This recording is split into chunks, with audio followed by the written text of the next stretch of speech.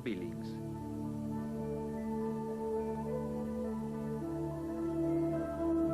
Método natural para la planificación familiar.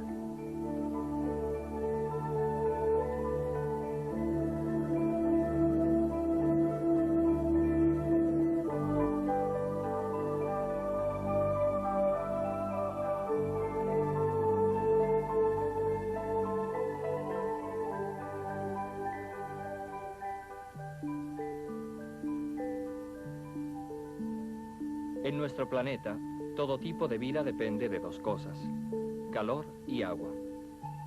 La presencia del calor es esencial para que se desarrolle la vida, pero por sí sola no basta.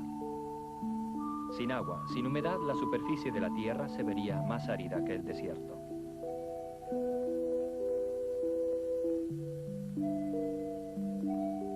Para que una semilla germine, sabemos que necesita tierra y agua en abundancia. Sin embargo, nos llama la atención ver que a veces de una semilla no nace nada y nos preguntamos, ¿qué pasa? No es una pregunta fácil de responder. Para hacerlo tenemos que fijarnos en unos elementos misteriosos que, como si fueran los engranajes de un inmenso reloj, controlan el complejo programa de la vida, los ciclos de las estaciones, los ritmos de los seres vivientes. Estos mismos mecanismos regulan también los ritmos más importantes que afectan nuestro cuerpo, de manera especial el ciclo reproductivo de la mujer. Toda mujer lleva dentro de sí una especie de reloj interno que regula una función vital, la procreación, el dar la vida a un niño. Consideremos el cuerpo de la mujer como el terreno donde quisiéramos plantar una semilla. El terreno necesita agua y humedad para ser fértil. Algo parecido se puede afirmar del cuerpo de la mujer durante la fase fecunda de su ciclo mensual, cuando ella advierte la presencia de cierta humedad. Ella siente una sensación de mojado y nota que después de un periodo seco aparece una secreción mucosa fuera de la vagina, mientras hace sus tareas normales de la jornada. Toda mujer durante sus años fértiles puede aprender fácilmente a reconocer esta sensación y a identificar su fase fértil cuando este moco está presente en su cuerpo. Al principio, el moco parece nebuloso y pegajoso. Después, poco a poco, se vuelve más claro y elástico. Lo acompaña una sensación de humedad. Esta es la humedad de que hemos venido hablando. Pero volvamos al reloj del que hablamos originalmente. Vamos a dividir la cara del reloj y equipararla con los días del ciclo mensual. Tomamos como punto de partida el hecho más familiar y evidente, la menstruación, y la marcamos de rojo. Después de la menstruación hay ordinariamente un tiempo de sequedad o aridez. Vamos a pintarlo de marrón, como el terreno seco. Después viene la primera indicación del tiempo húmedo, bajo la forma de un tipo particular de secreción mucosa, como hemos visto. Vamos a pintar esta fase de blanco. Sigue otro periodo de sequedad. De nuevo lo pintamos de marrón. Este tiempo de sequedad dura hasta el inicio de la siguiente menstruación. Lo pintamos de rojo y el ciclo comienza de nuevo. Un vistazo es suficiente para darse cuenta en qué parte del ciclo la semilla puede germinar y dar fruto. Obviamente no aquí, ni aquí cuando el terreno está seco y árido como el desierto. Es más probable que germine aquí, cuando la humedad está presente, cuando hay secreción mucosa en el cuerpo de la mujer. Pero el reloj no es idéntico para todas las mujeres, ni siquiera en una misma mujer, pues puede cambiar con el pasar de los años. Por eso vamos a tratar de observar atentamente este mecanismo vital. Vamos a abrir y a examinar los mecanismos de este reloj. Vamos a dividir esta tira en una serie de casillas, una por cada día del mes.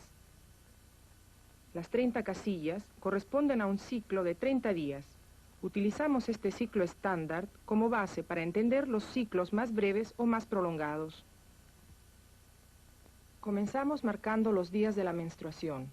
1, 2, 3, quizá 4, 5. Ahora comienza el tiempo seco. Señalamos estos días en nuestra gráfica. A continuación, tenemos el inicio del tiempo húmedo, cuando la semilla puede germinar, cuando la mujer es potencialmente fértil. El primer día, el flujo mucoso es pegajoso, denso, poco elástico, de un color ligeramente cremoso.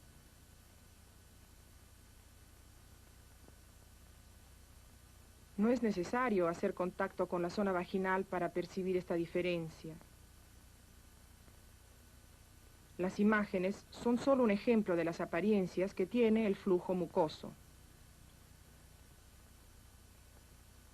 Con el paso de los días se hace más claro, elástico y transparente.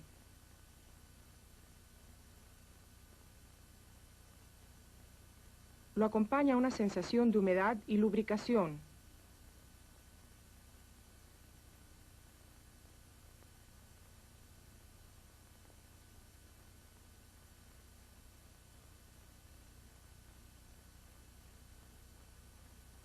Después se da un cambio y el moco se vuelve opaco, pegajoso y la sensación de humedad y lubricación desaparece completamente. Esto indica que el último día en que el flujo mucoso era claro, resbaladizo y lubricante era el día cúspide. Lo señalamos de modo especial para distinguirlo de los demás, porque este es un día importante en el reloj que regula la vida de la mujer. Es el día en que ella posee su máximo grado de fecundidad y cuando tiene la mayor posibilidad de quedar encinta. Recuerda, la mujer puede identificar el día cúspide solo el día siguiente, es decir, cuando el flujo mucoso ha cambiado de aspecto o pudiera haber desaparecido completamente.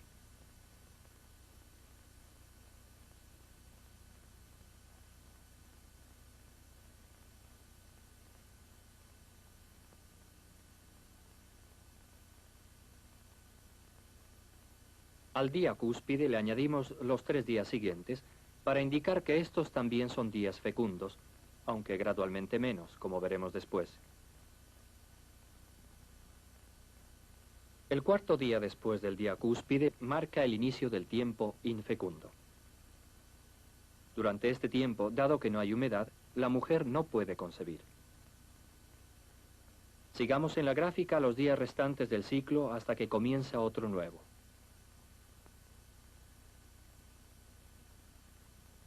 El espacio de tiempo entre el día cúspide y el inicio de la menstruación es relativamente constante, alrededor de 2 semanas.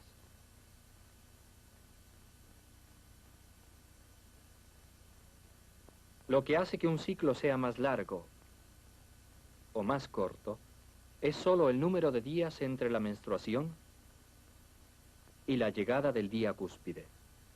Este periodo de tiempo, estos días secos antes que el flujo mucoso comience, puede no presentarse o puede durar más de lo ordinario, incluso semanas.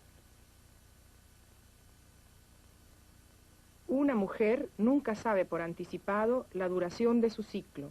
Sin embargo, para llegar a conocer el reloj de su fecundidad, no hacen falta cálculos especiales. Basta observarse cada día a sí misma para ver si el flujo mucoso ha hecho su aparición y ver qué características tiene. Independientemente de la regularidad o falta de regularidad de su ciclo, o de especiales situaciones, como el periodo de la lactancia o premenopausa, la presencia y comportamiento del flujo mucoso le informan sobre el estado de su fecundidad. Es así de sencillo.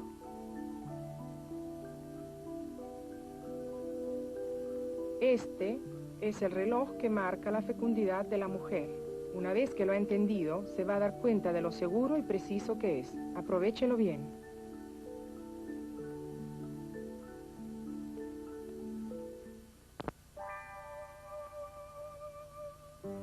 He aquí 2 hogares. En ellos viven felizmente 2 matrimonios jóvenes. Esta es la primera pareja. Se aman mucho y sus relaciones conyugales son buenas. Como resultado tienen un niño, fabuloso. Y llega otro niño, después otro, después el cuarto y el quinto.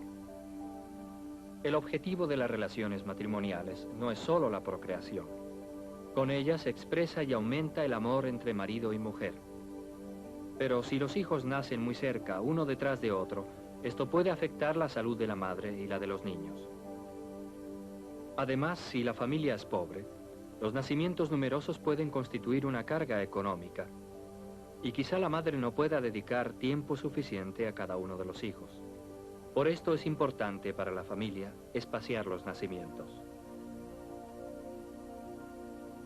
¿Y la otra pareja? Ellos también se aman y se expresan físicamente su amor. Pero, aunque los quisieran, todavía no tienen hijos. ¿Por qué? Las respuestas a esta pregunta podrían ser muchas, sencillamente porque las causas pueden ser muchas. Quizá tienen relaciones solo en los días secos, sin flujo mucoso. Estos, o estos, o estos otros. Pero, ¿por qué la presencia del flujo mucoso es tan importante para controlar la fecundidad? ¿Qué hay detrás de este signo? Para responder a esta cuestión, vamos a ver cómo funciona el sistema reproductivo de la mujer.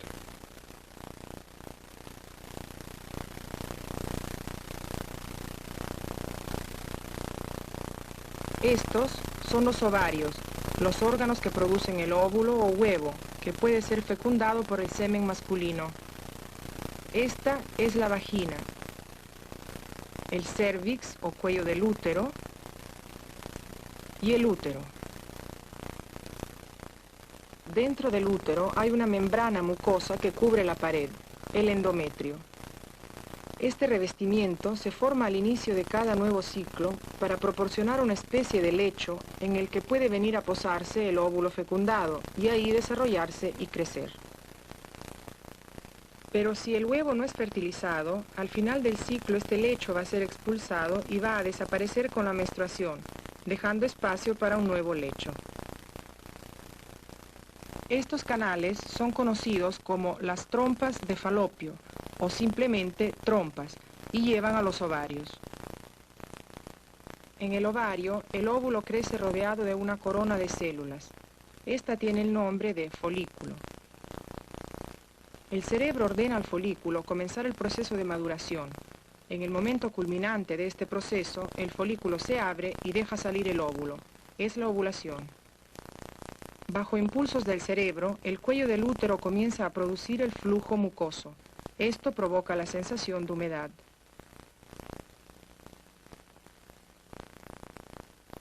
Si el folículo ha acelerado el proceso, la señal para la producción del flujo mucoso ya ha sido enviada al cuello del útero.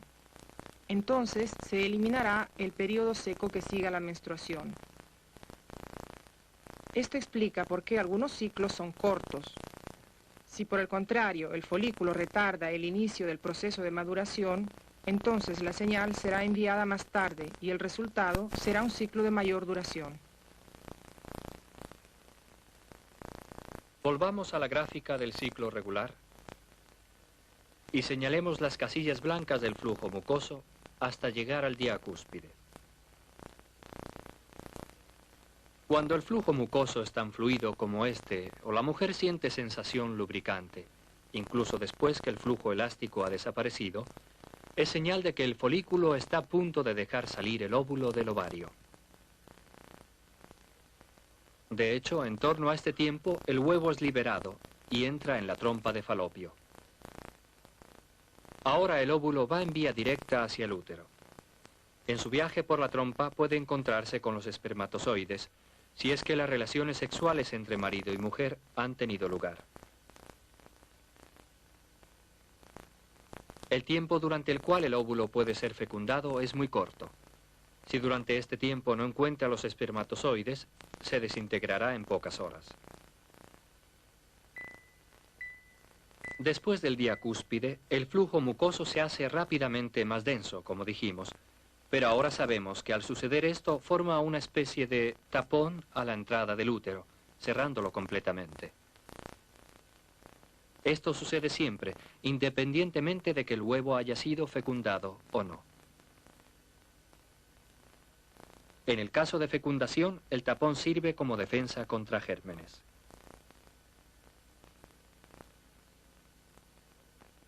Por eso dijimos que durante todo este periodo de color marrón, la mujer no puede ser fecundada, porque el huevo ya se ha desintegrado y este tapón impide a los espermatozoides la entrada al útero.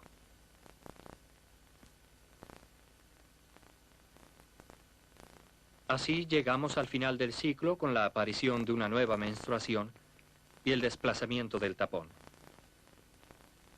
La pared interior del útero, que se había formado para recibir el óvulo fecundado, se desprende y es transportada por el flujo de sangre. Por eso es más correcto considerar la menstruación como el fin del ciclo, y tan pronto como comienza la menstruación, el inicio de un nuevo ciclo. La naturaleza prepara un nuevo lecho dentro del útero. Y la aparición del primer día de flujo mucoso es la señal de que en el ovario el folículo está madurando el óvulo. Sabemos que cuando llega el día cúspide, el óvulo está a punto de ser liberado y que entrará en la trompa. Es ahora cuando el huevo puede ser alcanzado y penetrado por los espermatozoides, los cuales han ido subiendo desde la vagina. El semen masculino está compuesto de millones de espermatozoides. El flujo mucoso elástico los filtra y solo deja pasar por el cuello del útero los sanos, como si fueran nadando fácilmente. El flujo mucoso ayuda al espermatozoide para que, en el momento de su encuentro con el óvulo, esté lleno de energía y vitalidad. Además, el flujo mucoso conserva vivos y sanos por 2 o 3 días, a veces por un poco más, aquellos espermatozoides que han entrado en las criptas cervicales, como veremos. Vamos a seguir ahora a los que han llegado al útero y suben hacia las trompas. Ellos no saben si el huevo se encuentra a derecha o a izquierda, por tanto los espermatozoides toman ambas direcciones. Este es el momento del encuentro entre el espermatozoide y el óvulo. De los millones de espermatozoides que entran en la vagina, solo unos centenares pasan a través del flujo mucoso. Y solo uno penetra el óvulo y lo fecunda. Y así una nueva vida comienza. Los caracteres hereditarios de los padres se mezclan y pasarán al niño. Desde este momento ya está establecida la constitución genética propia de cada individuo.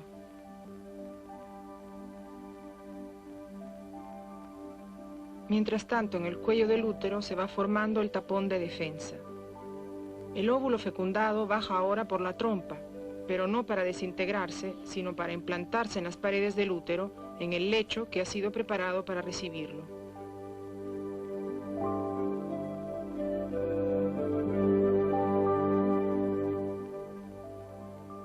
Al inicio de los dolores del parto, el tapón se desprende.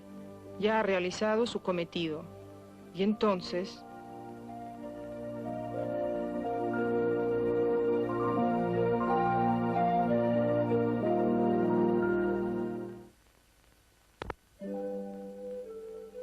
Consideremos el papel insustituible que tiene el flujo mucoso en todo este proceso. Cuando aparece denso y pegajoso, este grabado aumentado muestra que se trata de una intrincada y densa red que opone una barrera casi impenetrable, incluso para los minúsculos espermatozoides.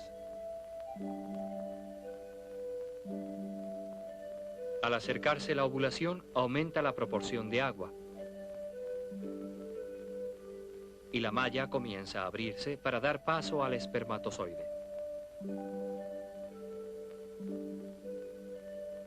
Cuando se acerca al día cúspide, el flujo mucoso forma canales que permiten el paso del esperma. Algunos permanecen por algún tiempo en el cervix, esperando el momento apropiado para subir y fecundar el óvulo. Los espermatozoides resguardados en las criptas cervicales están todavía vivos, pues el flujo mucoso los alimenta. Algunos ciertamente alcanzarán el extremo de la trompa en el momento justo, cuando el óvulo se halla allí preparado para ser fecundado. Esto explica por qué en la presencia del flujo mucoso, que ayuda a mantener vivo el espermatozoide, una unión física o el simple contacto genital entre marido y mujer, incluso unos días antes de la liberación del óvulo, puede concluir en una concepción. Esto confirma la importancia del flujo mucoso como señal que informa a la mujer de su fecundidad potencial. ¿Por qué 3 días marcados como potencialmente fecundos después del día cúspide? Porque la ovulación ordinariamente tiene lugar un día después, o a veces, incluso 2 días después del día cúspide del flujo mucoso. El óvulo liberado vive alrededor de un día. Después de la ovulación, el flujo mucoso se vuelve denso y comienza a formar el tapón.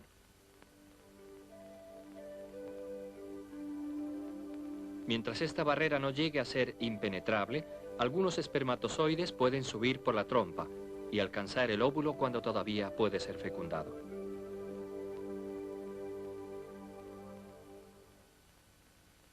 Hay otra cosa que tenemos que considerar: el mecanismo cerebral, que controla gran parte del funcionamiento de nuestro reloj. Se trata de la hipófisis, una glándula que manda desde el cerebro la señal para iniciar la maduración del folículo. Esto pone en movimiento todo el proceso de la ovulación. Es este el proceso que da la señal para que se produzca el flujo mucoso cervical.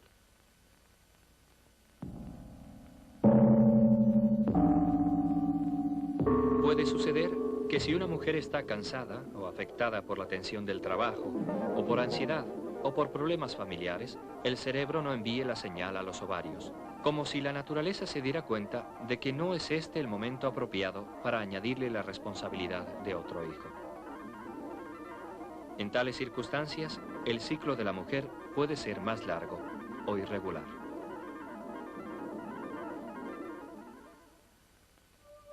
Durante la lactancia, el cerebro puede suspender temporalmente las actividades de los ovarios para que la mujer pueda producir el alimento para el niño.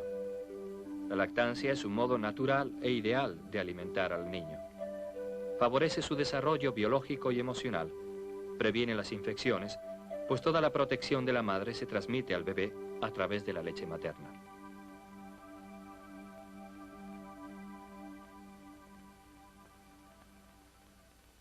En el caso de ciclos más prolongados y especialmente durante la lactancia, la mujer debería aprender a reconocer su propio patrón básico de infecundidad, que denota la inactividad de los ovarios. Será una sensación de constante sequedad o un tipo de secreción que no varía con los días, por lo menos durante 2 semanas. Este tipo de secreción es completamente distinto del producido por la mujer cuando se aproxima a la ovulación y, por tanto, lo señalamos en la gráfica con un color diferente, amarillo. Pero, ¿cuándo va a volver a presentarse el flujo ovulatorio para decirnos que el reloj se ha puesto de nuevo en movimiento? La naturaleza prefiere proceder gradualmente con una serie de pequeños arranques y comienzos, apareciendo ocasionalmente el flujo mucoso y con cambios de sensación que se observan fuera de la vagina. Y generalmente, solo cuando el niño ya no obtiene su alimento exclusivamente de los pechos de la madre, la glándula cerebral acciona de nuevo el mecanismo que envía la señal a los ovarios para que reanuden la maduración de los folículos y liberen el óvulo. Ahora ya comprendes mejor la fecundidad de la mujer. Ahora ya sabes cómo introducir la vida en el mundo o cómo posponerla, por un ciclo o por un año. Podríamos resumir así esta libertad de elección. Si quieres tener un hijo, sabes que el momento más favorable para la concepción es cuando el flujo mucoso es claro y elástico como la clara de un huevo crudo y está presente la sensación de humedad y lubricación. Si, por el contrario, necesitas distanciar los nacimientos y no quieres quedar encinta, debes seguir las siguientes reglas. Evita las relaciones matrimoniales en los días de la hemorragia menstrual, pues el cerebro puede enviar anticipadamente su mensaje a los ovarios y el flujo mucoso puede quedar oculto por la sangre, y por ello a la mujer le resulta muy difícil discernir si su periodo de fecundidad ha comenzado.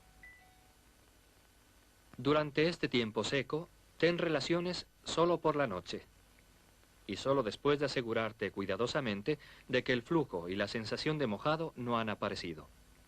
Dado que el fluido seminal puede velar la aparición del flujo mucoso, para no confundirte, evita tener relaciones en noches consecutivas. Ten relaciones una noche sí y otra no. Evita tener las relaciones durante el período del flujo mucoso y durante los 3 días que siguen al día cúspide. Luego, es posible tener relaciones durante todo este tiempo, de día o de noche, sin ninguna posibilidad de quedar embarazada. Pero, ¿qué debería hacer la pareja cuando la mujer tiene ciclos largos o está dando pecho? Durante este tiempo, que puede durar semanas o incluso meses, la mujer sabe que no es fecunda, ya sea por la sensación de sequedad, ya sea por la presencia persistente de una secreción vaginal invariable, distinta del flujo mucoso claro y elástico. En estas circunstancias, la regla para posponer los embarazos es tener relaciones solo por las noches y nunca en noches consecutivas. Esto con el fin de reconocer más fácilmente el inicio del período fecundo. Evita siempre las relaciones en las breves apariciones del flujo mucoso. Y cada vez que el flujo mucoso aparezca, acuérdate de añadir 3 días de abstinencia. Si después reconoces el desarrollo típico del flujo mucoso hasta llegar el día cúspide, puedes estar segura de haber vuelto a entrar dentro de tu ciclo normal de fertilidad. Nuestro amigo, el reloj.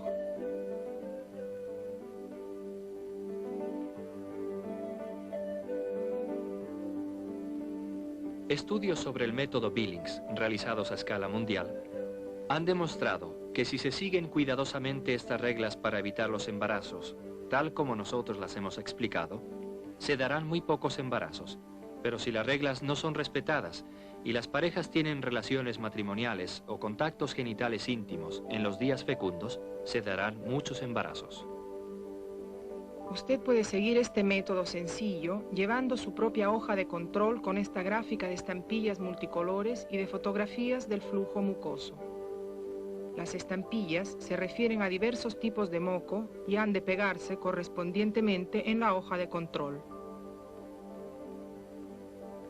También se pueden obtener pósters instructivos que ilustran las posibles circunstancias de la vida reproductiva de la mujer: ciclo regular, ciclo corto o ciclo largo, el periodo de lactancia, después de dejar de tomar la píldora o después de la extracción de la espiral, durante las enfermedades o tratamientos médicos o durante la premenopausa.